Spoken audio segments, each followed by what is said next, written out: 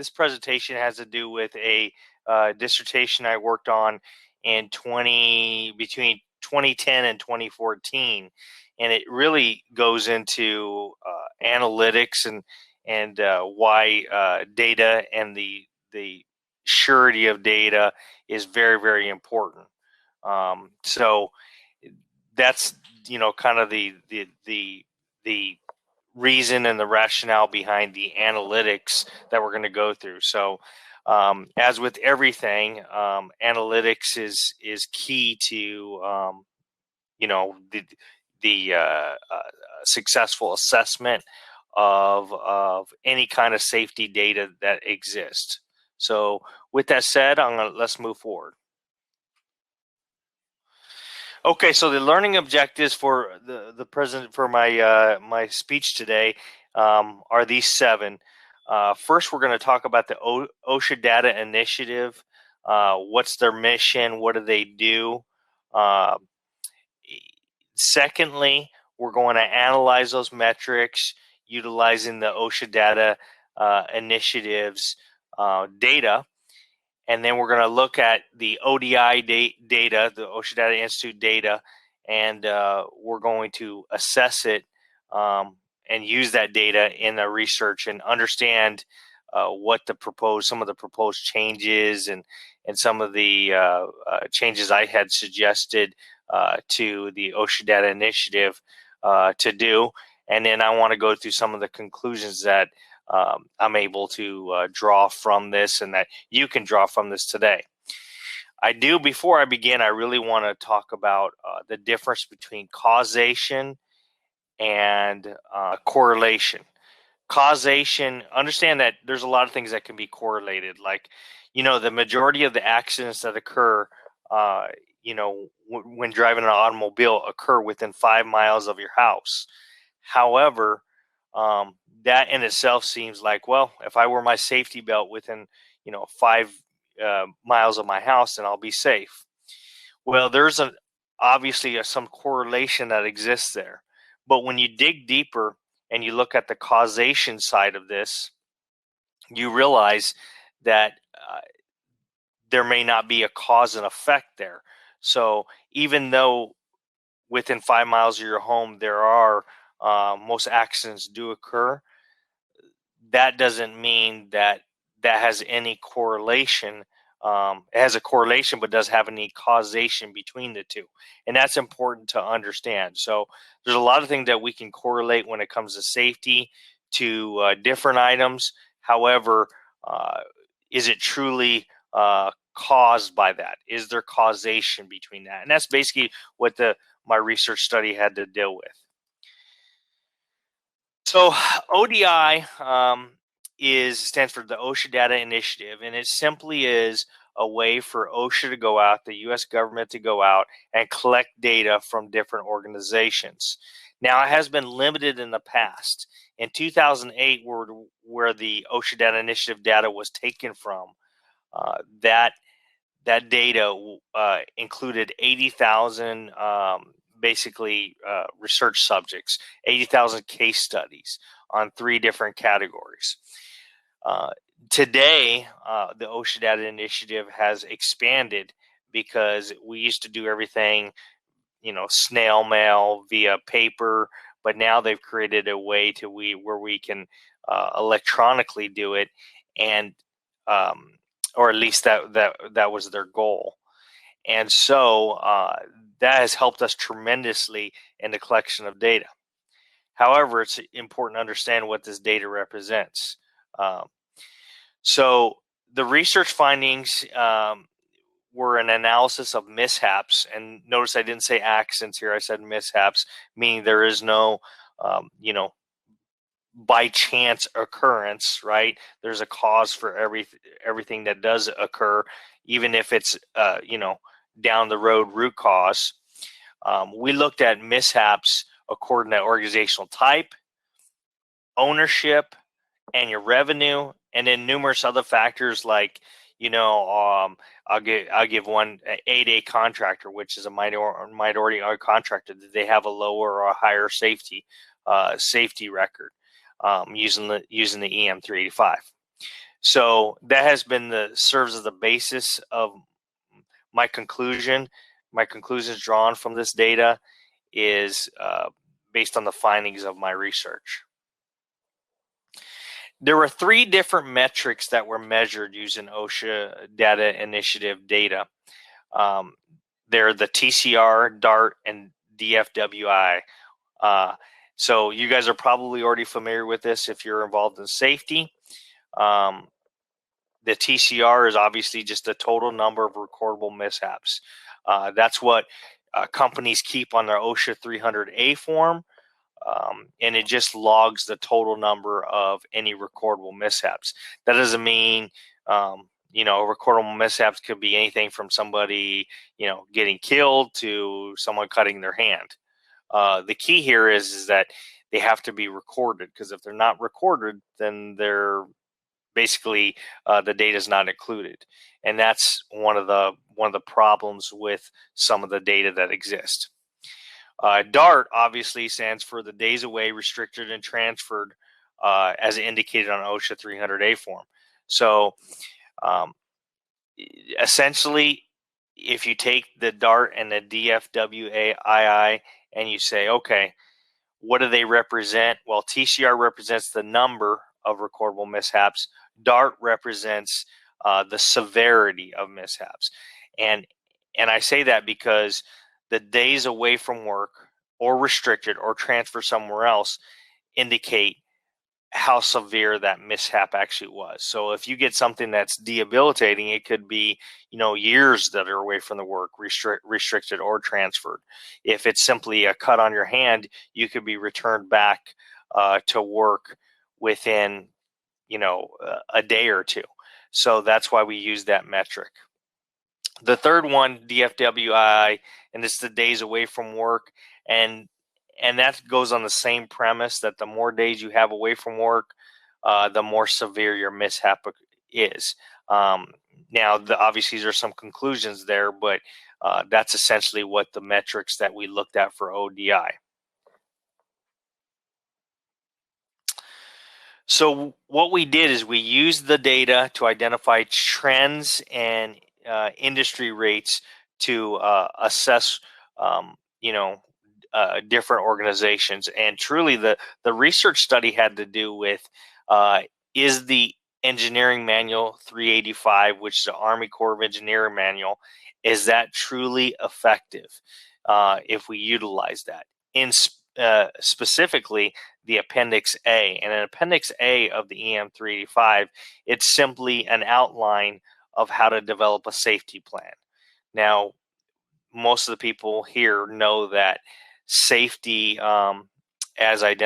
safety plans as identified by OSHA, there's a lot of room to create your own or create some standard document you use. However, under the EM 385, it is very specific that every single safety plan has to be project specific.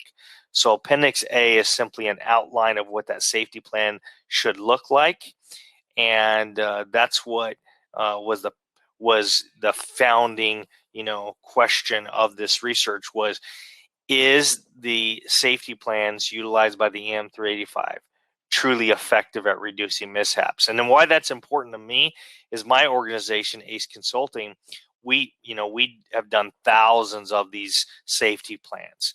I have clients that come to me and they say, well, we'd like for you to do a safety plan for our project. And we basically put together a 200-page document that lists everything from how you're going to deal with mishaps if one occurs, to documenting trends, to who's responsible for safety on a job site. So that is the basic premise of the research and the basic background. So we're going to be looking at some trends in industry rates related to the data that was given. The OSHA Data Initiative, although they use statistical methods to collect the data, and the statistical method is it's randomly selected, they do not specifically say that the data is randomly selected. However, why collect the data? And this is an important fact to realize is, why are we going to even collect data if in the end we don't use it? Or if in the end it doesn't indicate anything to us? Why are we collecting the data? And when I posed this to OSHA, their response was, well, we want to make sure people are doing it. They're documenting everything under 300A. They're keeping track of the number and severity of mishaps. Well, that's all fine and dandy, but in the end, you still got to be able to assess that data. So if you look at the statistical methods that they actually use, they do randomly select, and in this case, in 2008, they randomly selected a total of 80,000 different companies. So you can imagine the amount of data that is, out there that you could actually download. You can go online and download from their website. So the changes that ODI had proposed back in 2013, 2014 was to take the number from 80,000, a statistical random sampling of 80,000, and move it to 300,000 because more is better, or hypothetically, and there's more randomly selected contractors. And it's obvious that if we have more people, the more the data strength is probably increased. Not always, but probably increased. They also talked about having an online submission platform, and at that time they didn't have one. And with the way technology is today, it would make logical sense to put the 300A on the OSHA 300A form on the internet and allow companies to complete it and submit it. So these issues were not addressed prior to the study in 2014. So construction, it was separated into two different sectors. One was building construction. We're talking about vertical construction, obviously. And then the second one was civil construction, or meaning horizontal work, so roads and bridges and that type of thing. So they categorize everything based on that. And those codes broke all the way down to, what's the NAAQS code for construction of buildings? 236220 is what, is a construction building NAAQS code. Heavy and civil engineering just has a different NAAQS code altogether, and that's how they categorize them. So when we look at the three different metrics that the OSHA Data Initiative uses, you see that we have the number and severity, the number TCR, and severity DART and DFWI, right? Those numbers you can see, and you can compare them. It appears on the surface that building construction is safer than civil, so basically vertical construction is safer than horizontal construction. From the severity perspective, the days away from work, reassigned, or transferred, that occurs more in construction of building than it does in civil type work, more than in horizontal construction. And then if you look at the days away from work, the number of days, you can see that building construction vertical construction has 0.6, and horizontal construction has 0.8, meaning that there are more days away from work doing horizontal construction than doing vertical. So, you could draw a lot of conclusions from this. You could say, okay, well, building construction is safer. Well, that's not necessarily an entire story. They're very, very close in all different categories, and there's a lot of inferences that can be developed from that. So we had to assemble a database, and part of my dissertation was assembling a database, a huge database by NAICS code. And I talk about NAICS code. That's the North American. I'm not going to get into, but it's the codes identified what profession people are working in. So as I gave the example, 236.220 is more industrial building construction. Um, and that's where most government work falls into. There's also 236.210, which is more residential, and there's numerous different NAICS codes that are identified. Now, the OSHA Data Initiative, categorizes everything based on those NAICS codes. So we collect the data looking at the 80,000 cases from the general contractors that had those respective NAICS codes. Then we took the data from the federal spending database, because obviously the federal spending database uh, has a list of all the different expenditures the U.S. government makes, since it's public information. And we took that data and we merged it with the OSHA Data Initiative's data.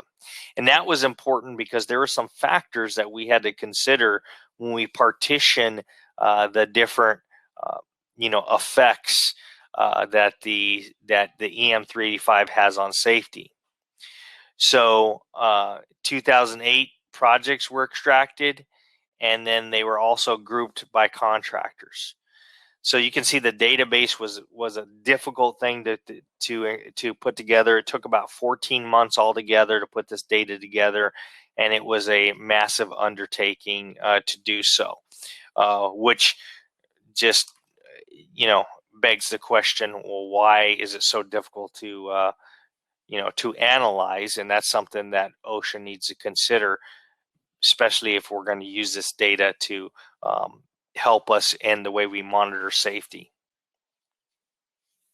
So I originally proposed a model. This is a research model. And in that research model, I essentially said, these are the things that can affect the number and severity of mishaps.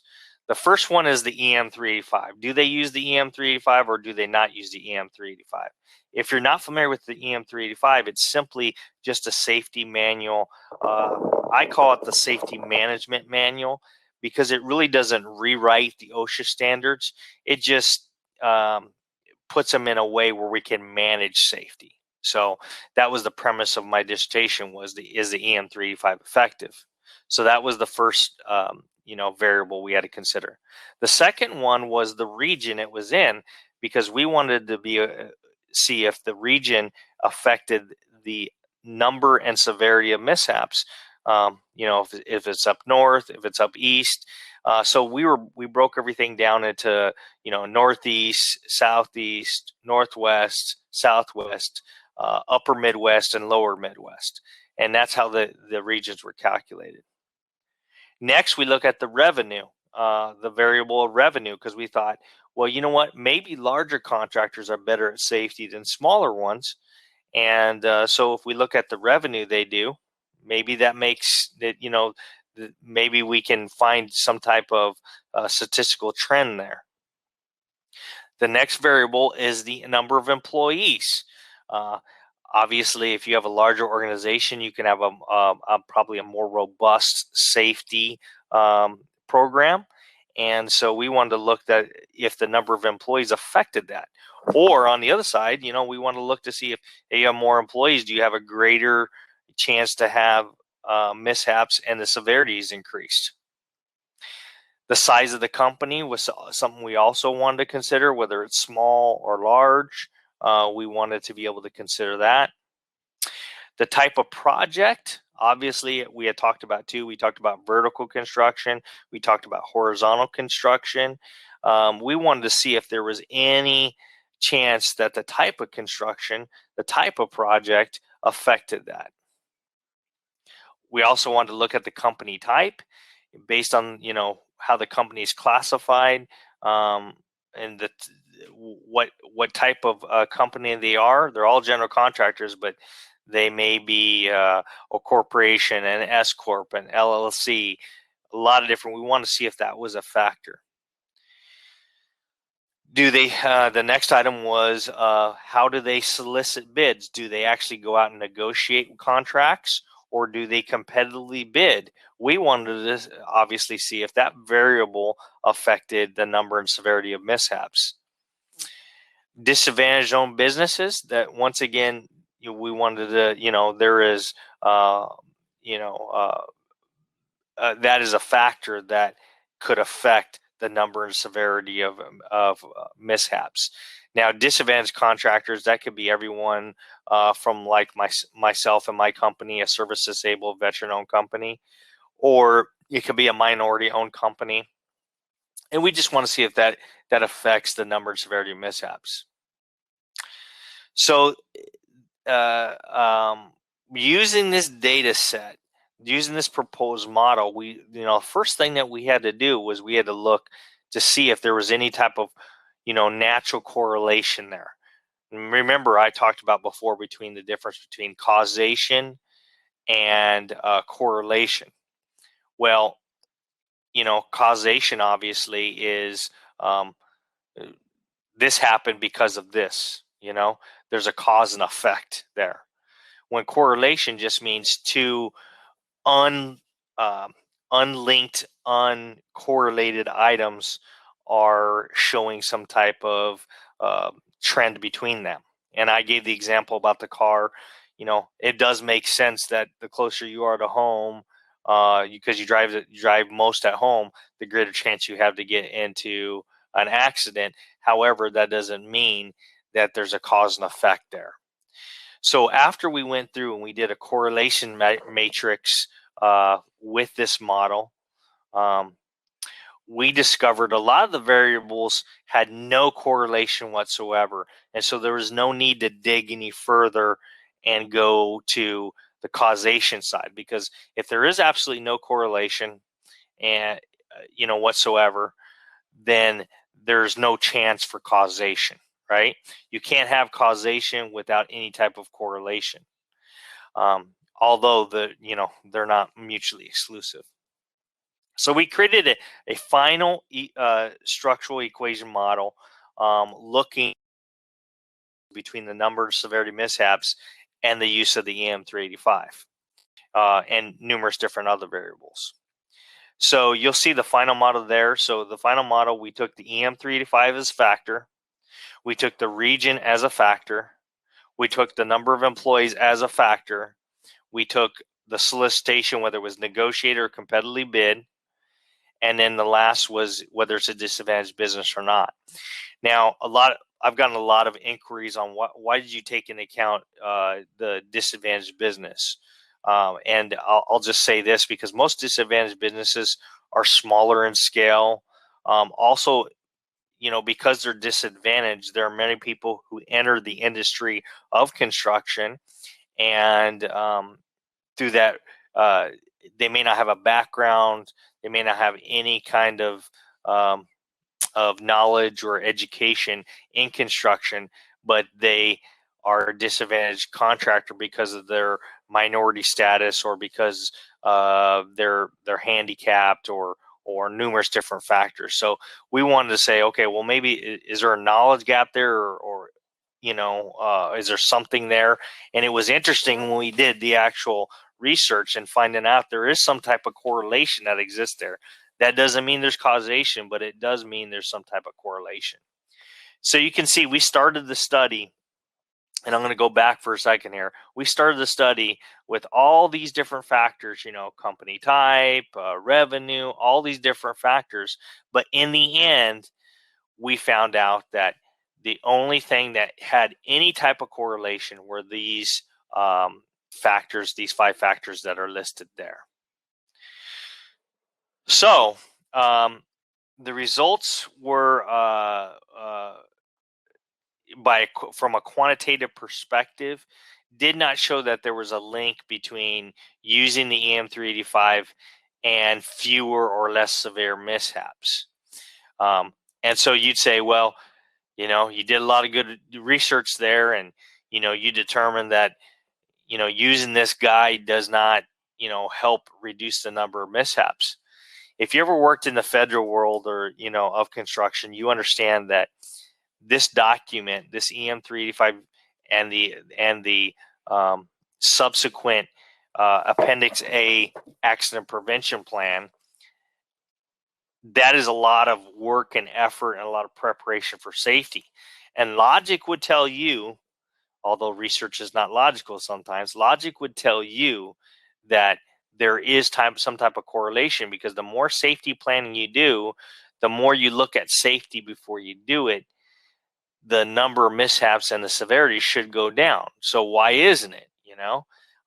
So we found out from the quantitative study we did that there was correlation, but there was no causation, meaning there was no cause and effect. Whether people used the EM 385 or not, there was no cause and effect there. Now, that on the surface looks to be like, well, that's some really good information, and we could determine that we don't need to use the EM 385 anymore. That's actually not the case, because when we actually went back and looked at some of the data, we realized there were some issues going on there. And when we combined 40,000 records of data from multiple different sites, we came up with the following results and recommendations. So there was 5 different conclusions that were really developed from this research study. First off was the OSHA Data Initiative and descriptive data.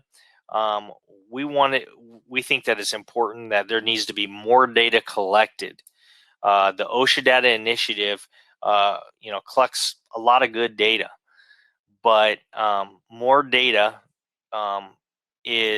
more data, descriptive data, would be important to find any type of correlation and ultimately any kind of causation. Now you see that I had to do a lot of arduous manual work by merging different databases, and the government has this data. The problem is that every entity within the government works in their respective silo, and those silos prevent sharing of that data. So our recommendation for policies was simply to get more descriptive data, so that and combine the data with other data sets offered by the government. Second one was we just want to get more mishap data. You saw that the OSHA Data Initiative went from 80,000 to about 300,000, and they could go far beyond that. So collecting more data would help us more likely or more effectively determine if any variable affected, whether it's independent or whatever independent variable it would be, how it would affect the dependent variable of the number and severity mishaps. Also, the data was not audited. We just, the OSHA Data Initiative simply just took in all the data, and they didn't audit it, they didn't look at it, they didn't assess it, they just took it on face value. If there was some audit process there, probably would be better. And keep in mind that from a company's perspective, they have the motivation. There's motivation for them to conceal data, not to expose more, because workman's comp rates are based off of the number and severity of mishaps. So because of that, which for good reason, it is that way. But without auditing the data, you don't know if that data actually is good or not. Does the behavior match the objective? Are we using the data correctly? In my assumption or my assessment, after looking at data sets for multiple different years, the behavior that OSHA did or uses the data does not match what it should be used for. So they're just going through, it's kind of like, they're going through the whole process of collecting all this data to collect data, not really to give us any information or help us in any way. And then the fifth one is the EMR data. And if you don't know what EMR stands for, experience modification rating, that's how we come up with our workman's comp rates. How is it cross-referenced with the OSHA Data Initiative data? That wasn't done. So a company could report no mishaps or 10 mishaps and then not report that to their insurance company or not have a claim there. And ultimately, the data from ODI, provided ODI, and the EMR data that figures up the workman's comp premiums could be different. So cross-referencing those would be helpful. So I see Bill asked a question there, and I'm going to kind of deviate for a second. And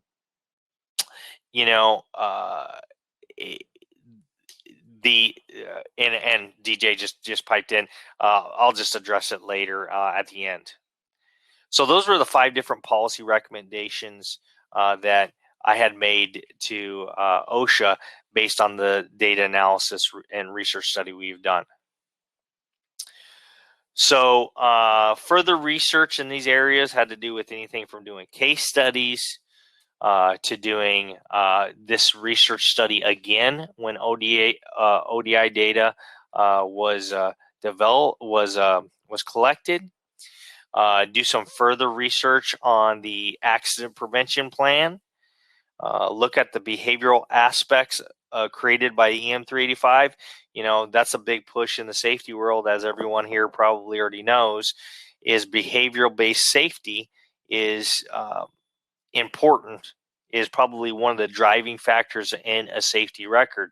So seeing how the EM385, that engineering manual 385 provided by the government, how that affected safety could be a great way, great aspect to look at, great research study to go down. And also, creating a broad-based analysis of mishaps could also be some research that could be conducted in the future. So, and I'm going to leave, we have quite a bit of, time left here. I want to leave some time for us to talk about the different items that we have, that I've gone over. But here's what eventually was discovered by this research. There was really no conclusive quantitative relationship between mishap rates, the number and severity of mishaps, and the use of the EM385. The data lacked robustness. Now, what do I mean by that? I mean that when you look at the data and you look at the validity of the data using a statistical analysis model, you will uncover that the data is actually not valuable at all. It's not reliable at all. And that boggles some people's minds who've never done research before. But you can take a statistical data set, you can look at it and determine whether that data provided is actually useful or not, if it's actually telling the truth or not. And it's looking at, statistically looking at the data. So we found that was probably the largest issue among all the issues that we came across. So the government spends all this money and all this time collecting all this data, and in the end, the data is junk, And I hate to use that word because that probably will make some people at OSHA kind of squeamish, but the fact is that's the reality. When you look at it from a statistical perspective, the data really is not robust, and it is essentially junk information. Established and recommended changes, that was something I put in there about the different changes that need to occur. I do believe more descriptive data and more data would be extremely helpful. Also looking at the way that contractors are selected, if it's truly randomly sampled or it's not truly randomly sampled, it's not indicated one way or the other, but it would make sense that we randomly select it. There's obviously a strong theoretical basis for this work and continued work. I would hope that that someone would dive into this a little further, because there's been a lot of research done on safety planning and its effectiveness, and that's what this study really is diving into there. And then changes in data policies are important, because if we don't change the policies, if OSHA doesn't change the policies of how they collect data and what data they collect, in the end, they're just going to be collecting data for namesake, not because the data can truly provide any kind of help or any kind of analysis. And that's basically a summary of kind of what had gone on here. More than anything, I just want to tell you that when you look at any kind of data, any kind of statistical data provided by OSHA or provided by any other entity, it's important to understand that there's always a lot of stuff behind that. And until we understand all the assumptions, where the data came from, the validity of data, the robustness of the data, until you can determine that, some of the conclusions drawn could be inaccurate, could not properly represent.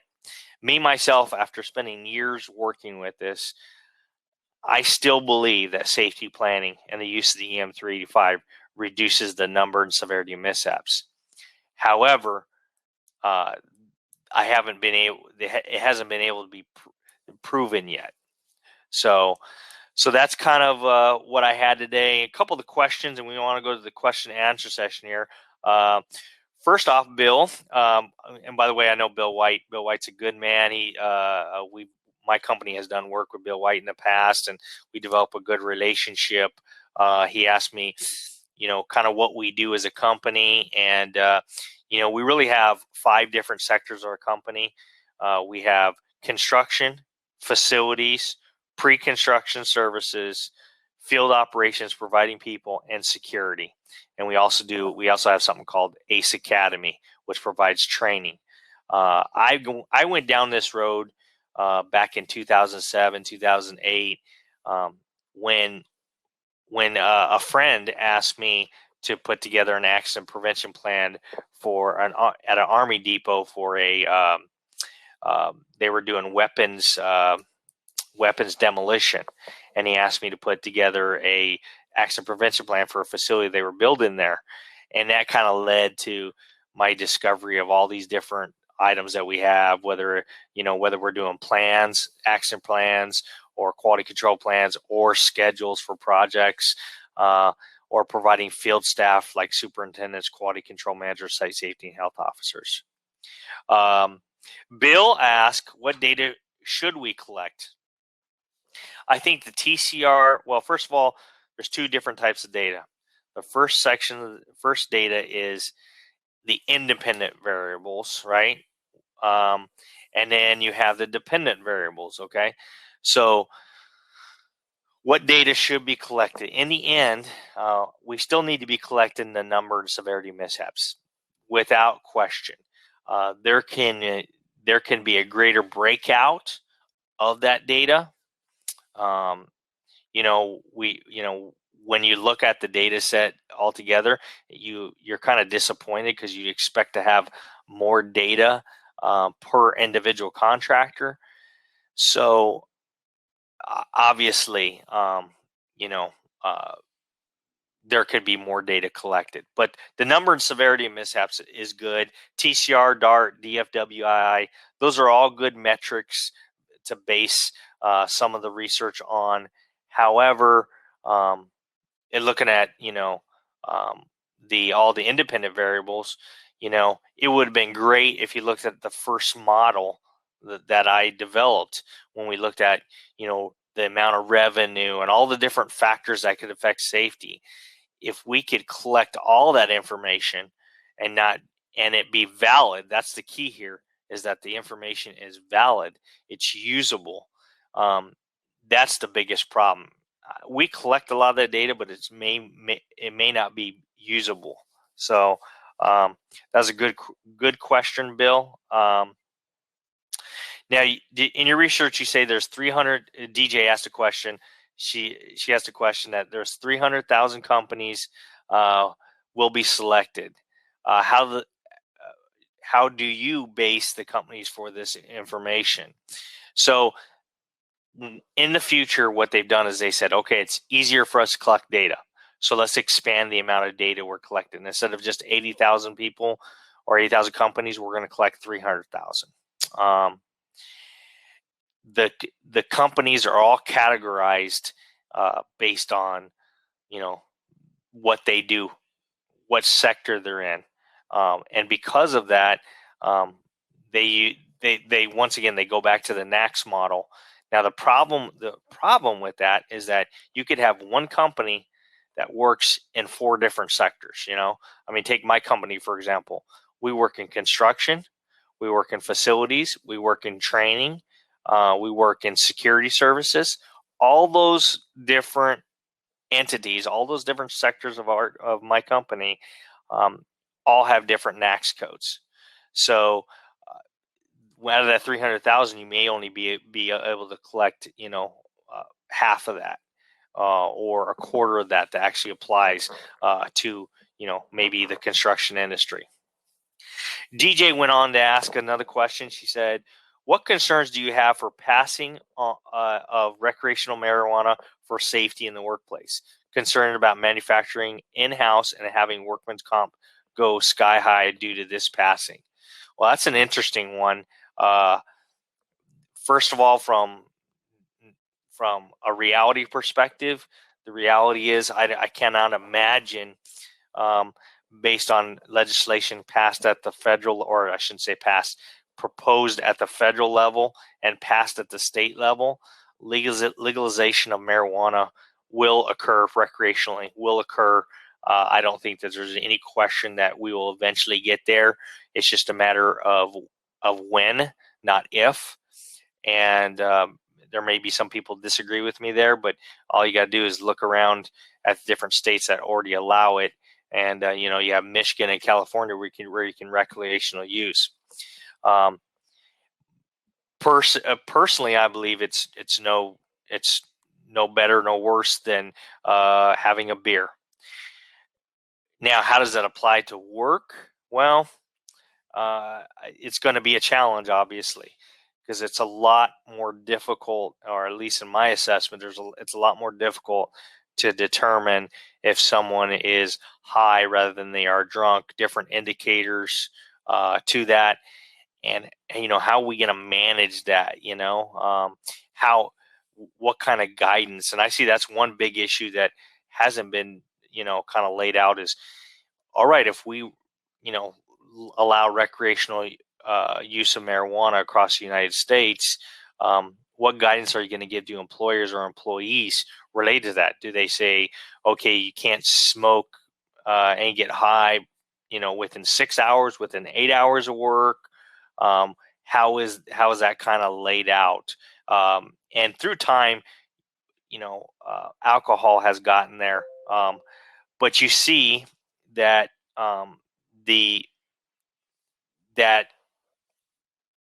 that it is going to affect how we deal with workman's comp.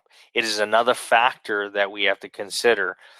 Is it going to increase our workman's comp rates? Well, I don't think it's for me to say, but we will see. My simple thought process is really fairly simple. People are going to do it whether you want them to or not. So how do we control it, or how do we assess it? Bill asks, within the scope of research, how do we apply metrics to better understand the risk? Well, if you look at your TCR or your DART or DFWII, you can assess 2 essential important things. And that is, okay, how many mishaps are we occurring? How are they categorized? And what's the severity of those mishaps? And you can apply those findings to your day in and day out, task. And I'll give a great example here. a great example would simply be when they always release the top 3 fatalities every year from OSHA. And I thought top 3 fatalities is always typically like falls, electrocution, or being hit by something that falls from that falls, like a tool or material, maybe caught between. But they normally every year they release those top 3. Well, when you look at those top 3, 2 of the top 3 typically, or at least the top 4 or 5, have to deal with heights, have to deal with people on scaffolding, having to deal with people on ladders. And knowing this, uh, we can realize that when we do these things, like get on scaffolding, we need to be a little more cautious and make sure we have a system in place. And a great example of that is, for scaffolding, we used to put a red card or a green card on scaffolding every morning. We did an assessment of the scaffolding, and we tied a card to the scaffolding. We said whether it was approved green card or it was disapproved red card, meaning no one could be on it until the appropriate measures were taken. By being able to focus your efforts on the things that lead to the greatest amount of fatalities or greatest amount of injuries or the severity of injury helps out tremendously as an organization, because you can focus on the things that matter. We only have so much time. So we want to focus on the things that count. Bill, I didn't understand.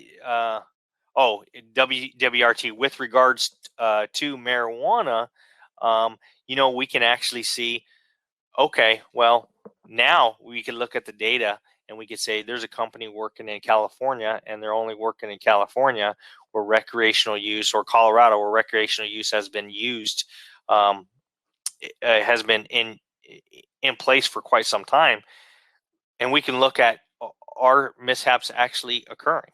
And this goes back to the whole case study. Before we legalize recreational marijuana across the entire United States, we probably want to take a look a little bit at do a case study and look at how it affects it.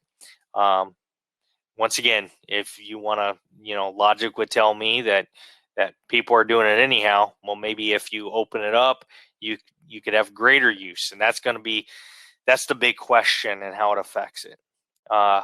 Chris asked a question. He asked, what issue do you see with the national data skewed due to the COVID pandemic, i.e. delays to surgeries because of COVID leading to adding days away from work?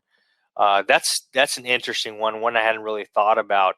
But like any statistical models, they always normalize the data. And here's a great example. In construction, they normalize the data between winter and summer, or winter and spring and fall, because winter less construction occurs than it does during spring and fall and summer. So they try to normalize the data a little bit, try to create an apples to apples comparison. Because if you look at it on the surface, you realize that it looks to like the winter months, December, January, February, it looks like they have less number and severity of mishaps, when in reality that actually is not occurring. It's just that people are working less, and because they're working less, just like with COVID, that's going to skew the numbers. So they're going to have to normalize that data in some way, shape, or form. They do it, they always put in there adjusted based on this, and they put a little asterisk or whatever. But this is going to be an anomaly, a little bump in the road, and you're going to see that companies will look at it in a won't have to look at it and say as the exception. It'll be normalized so we can assess the data comparing apples to apples rather than apples to oranges. Now, DJ asked a question. When I had COVID pneumonia and my company got hit with COVID last July, I was pleasantly pleased to see the state of New Mexico and OSHA got involved on follow-up calls. Is OSHA involved when it comes to COVID? When and why? Well, a lot of people don't realize this, but people think OSHA only deals with, workplace injuries. But the second part of that is they deal with workplace injuries and illnesses, and COVID obviously takes a part in that. Now, you saw, because it was such a big deal, that agencies got into getting involved, getting into the weeds on this because they were tasked or they were given money to go and look at some of the effects that this had. So as far as like follow-up calls, I went, speaking to the whole concept of having audited. That's what I would refer to as being audited, that someone actually does a little deeper dive into it rather than just submitting one page and submitting it and the OSHA 300A form and saying, oh, it's good. Well, that may not be the case, and it's important for us to assess it. And human nature says that something that is not audited is probably not accurate. So when you audit something, people know you're looking at it, and it goes back to human behavior. And if people know things are being looked at, then they're more likely to do a better job. I saw this when I taught at a university for a decade, and I noticed that things that when I really graded exams hard, people paid a lot more attention than when I was just looking at a quiz or looking at something else where it was less. What's the word I'm looking for here? When I did a less thorough review of their work than I did in other times. And you could look at professor to professor too, and you could see some professors would grade more strictly and others wouldn't. And you could see the quality of the work would shoot up. And that's why having an audit or doing an assessment in some way, shape, or form beyond just submitting a form is going to get more accurate data. So does OSHA have the resources to do it? The answer is simply no. I don't know how many OSHA reps that New Mexico has, but for Kentucky, they have 6 in our region that oversee thousands of projects, and that's pretty scary because one of my good friends that works for a contractor now, he's a former OSHA inspector. He used to say that most of the inspections or most of the assessments that take place are because of complaints, not because of routine inspections, not because of anything else besides the fact that people complain. The second reason that people did an assessment was or had an assessment or analysis or whatever you want to call it, an investigation, had to do with when there was a fatality or a serious injury, and then they were required to perform an inspection at that time. DJ asked, is it an internal complaint or competitive investigative complaints? Every complaint that OSHA gets has to be investigated in one shape or form. So you're not going to just call up and, hey, there's guys on the roof here. And then OSHA is going to say, well, we're just going to categorize that, or it's not that big of a deal or whatever. They have an obligation to inquire in some way, shape, or form to assess, whether there actually something is occurring or it doesn't occur. And most people are a little bit, I won't say fearful, but are intimidated by OSHA. But in reality, if you can treat them like any other agency, they can be extremely helpful. And in the state of Kentucky, where I live and I work, they have a program where they voluntarily allow the government to do, or OSHA, I should say, to do inspections on a regular basis. But part of that agreement says that OSHA will not cite you for safety incidents. However, if there's something that's willful, and everybody probably on this, all the people on this teleconference know that a willful violation is looked at in a total different manner. So, that's so you're still putting yourself out there if you're still asking the government to dive in a little bit and inquire into um, why you're doing what you're doing. So most people don't want to invite the OSHA in to look at what they're doing. Bill asked me, about how far-reaching the projects that we involved with go.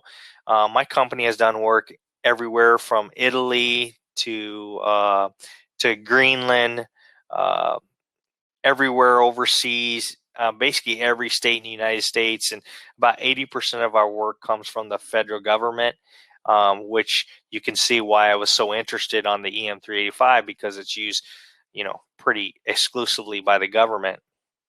So, um, a lot of my experience comes from not just one area or one region. It comes from all over the place. We also work on embassies overseas. I don't think that there's one state in the United States that we have not worked in, and I can tell you that a lot of the factors that show some type of correlation in reality didn't really have any kind of causation between um, what we did safety wise and uh, the number and severity of mishaps. DJ asked, do you see more safety mishaps in the United States or internationally? Well, that's an easy one, and the reason I say that's an easy one is there are more overseas. And if you don't believe it, all you have to do is go to a place like Italy, where I spent quite a bit of time, and see the safety measures that they've taken.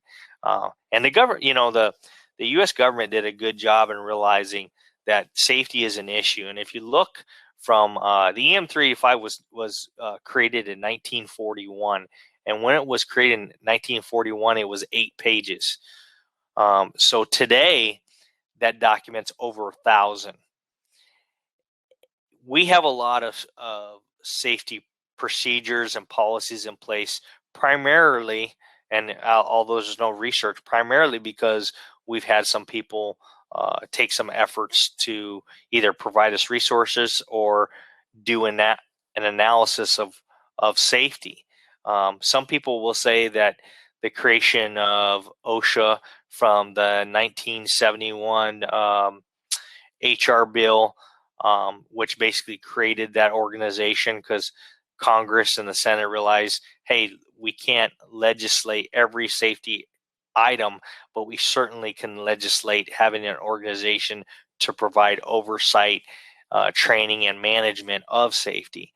And that has shown great, well, there's some people who disagree with it, because safety over time, from the early 1900s till today, we become safer over time, and that's pretty obvious based off of, you can walk into our manufacturing environment and see like how we build cars today compared to how we used to build them previously. We've put safety in mind in the things that we do, because we've learned from the mistakes that we made.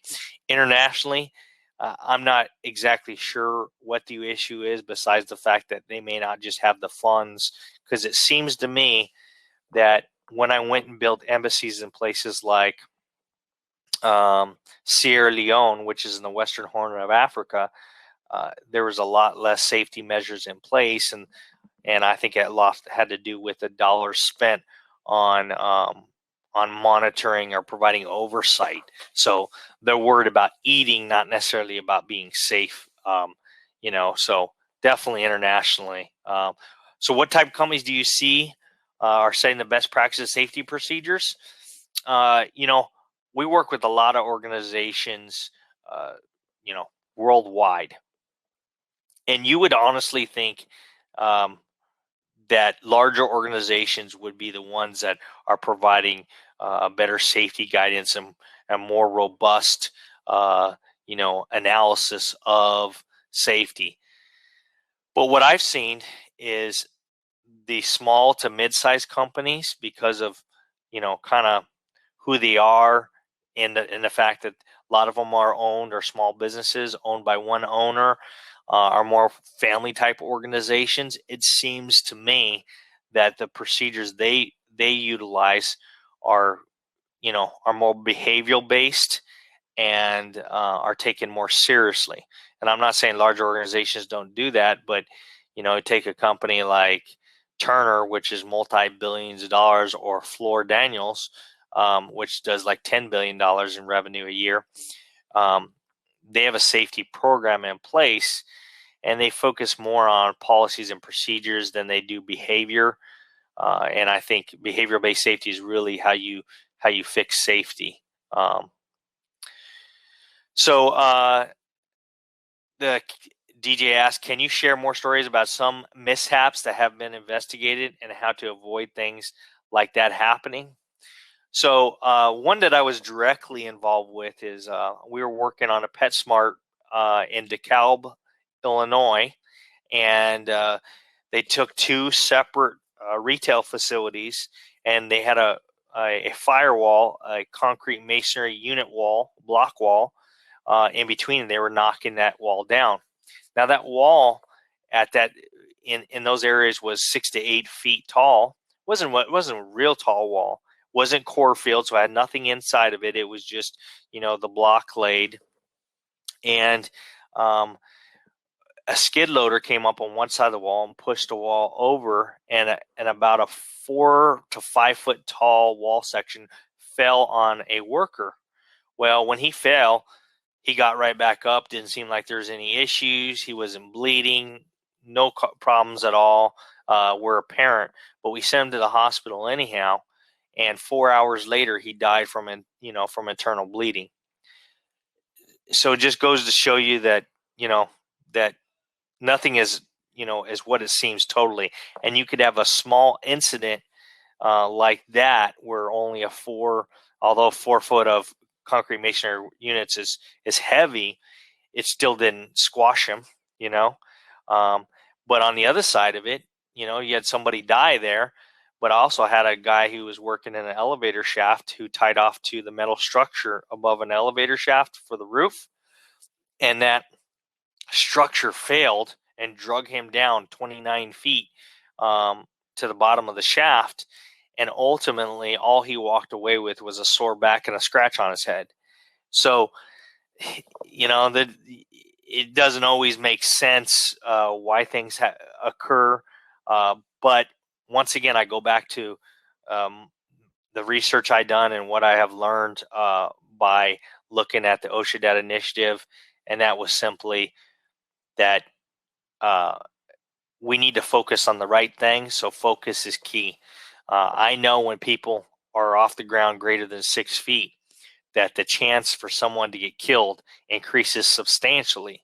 So we're going to try to take every precaution we can to prevent a fatality from occurring. So Bill asked, to the topic of metrics, what are the leading indicators you have considered or would consider?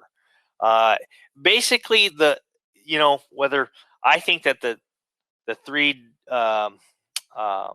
dependent variables of TCR, DART, and DFW, I think those are good. That's good data, good metrics to keep. Now, on the independent variable side, I think that there's many more that we could learn from, and I think it's important for us to continue to assess that.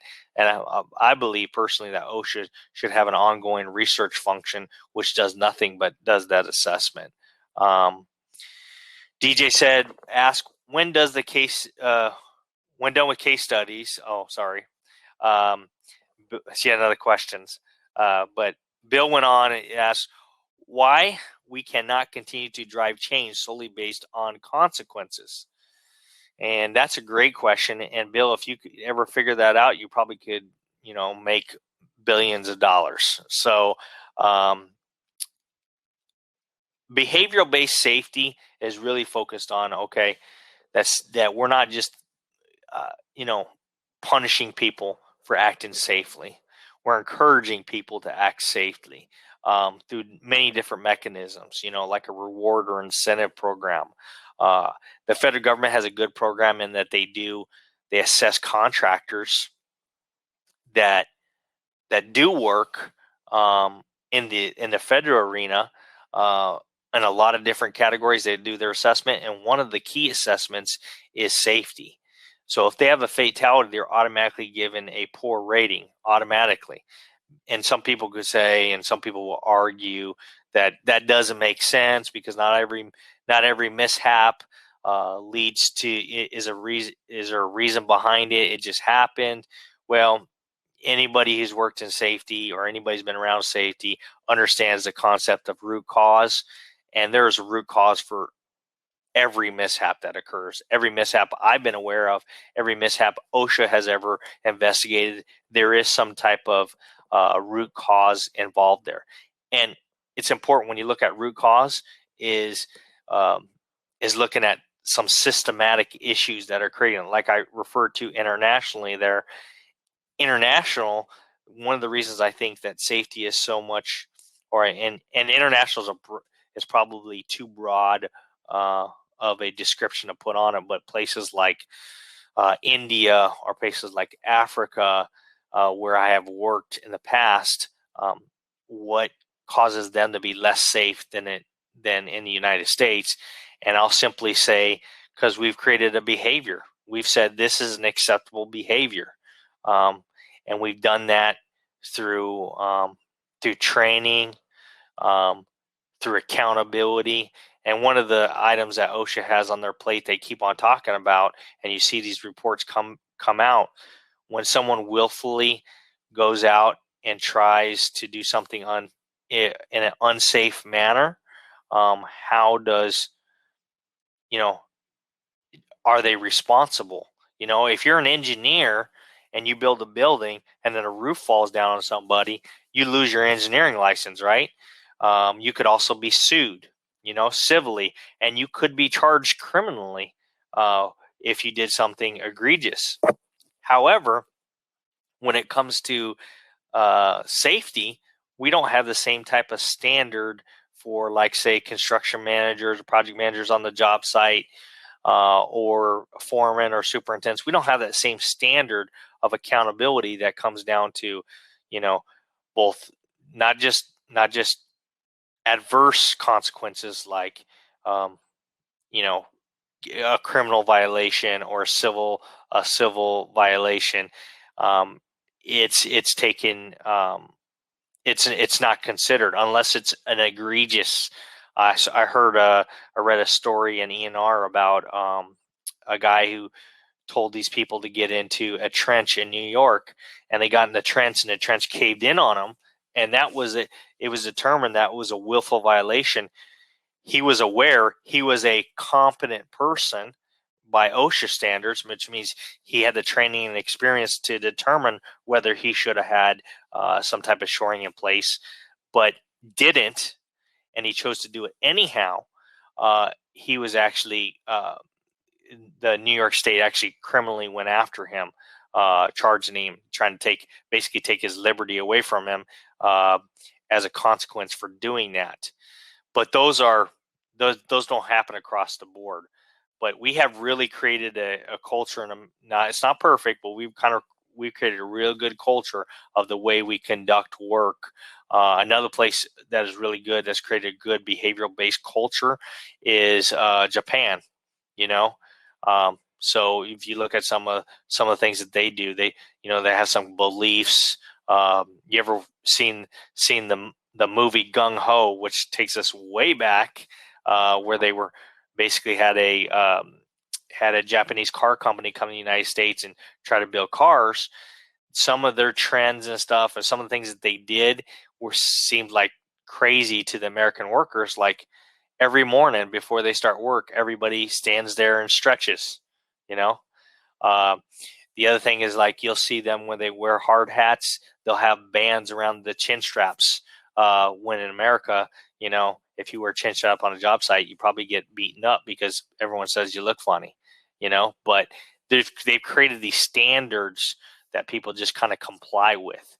and then that culture, that behavior is, exactly what we're trying to get to. Because behavioral-based safety, and all the research I've ever done, and all the research I've ever read, and all the people I've ever talked to, that's really where it's at. If we can change the behavior, we can minimize the number and severity of mishaps. Will mishaps occur? Yes. I mean, I don't think anybody would say that they don't occur. They wouldn't occur, but we would reduce the number and severity, and they're ultimately, when they do occur, it would be because of a large scale systematic issue rather than a specific instance of violating a safety regulation. So that kind of wraps up. I know I have just a few more minutes here, and I want to open it up to any last minute questions. Got about 5 minutes left here, so I could take a question or two left.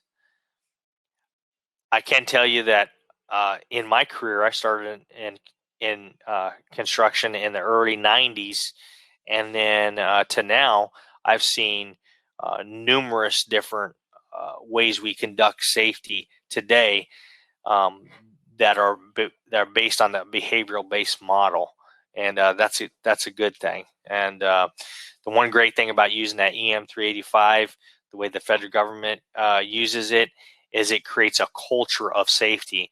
It creates a culture where people understand that if you see something unsafe, you say something.